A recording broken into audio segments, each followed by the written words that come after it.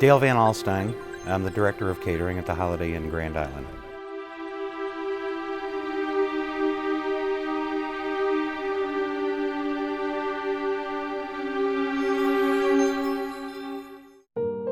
The Grand Island Holiday Inn is one of those places that seems to defy all the stereotypes of a haunted building.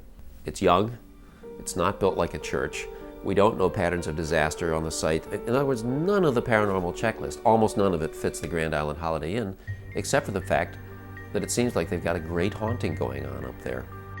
Back in the early 1800s, this area was known as the Whitehaven Settlement. It was a logging community. At that time as well, there was a mansion on the property. The mansion was owned by the first supervisor of Grand Island, John Nice. There was a fire in this mansion, and a little girl, anywhere from 8 to 10 years old, was in there and perished in the fire. And at that point, the legend of Tanya seemed to have developed at that point. A guest was staying here, walking down the hallway, the main concourse hallway, as he was passing by the overhang which looks over at the pool area, which happened to be closed for renovation at this point. He had looked down and in the empty pool had seen a young girl about 8, 9 years old in a nightgown running around the inside of the pool. Well, he was, very disturbed by that and immediately came to the front desk. We went down to the pool and all the pool doors were still chained due to the fact that it was under construction and we certainly didn't want anybody to get in there. And when we did walk in, unchain the doors, we walked in and we could see footprints in the bottom of the pool.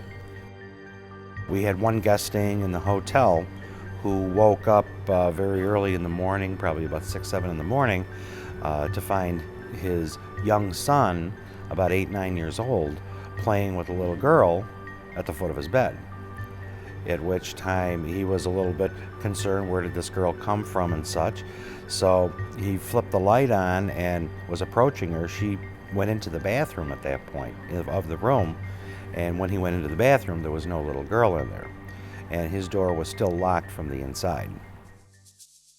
On April 8th, 1994, we had a 50th wedding anniversary for my parents. We were in the main dining room. It was a quiet evening over there for them. I think it was a weeknight.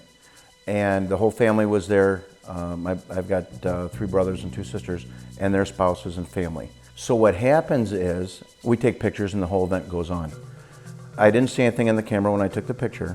Gave copies to my parents. I kept a copy. About 2 months later, my sister Marianne called me up and she said, "Did you see the ghost in the picture?" And I said, "What are you talking about?" And she goes, "Well, the ghost of the Holiday Inn is in the picture over Mom and Dad." She told me which picture. I went and got the pictures out, found the pictures, looked them up, and then you could see the girl's face.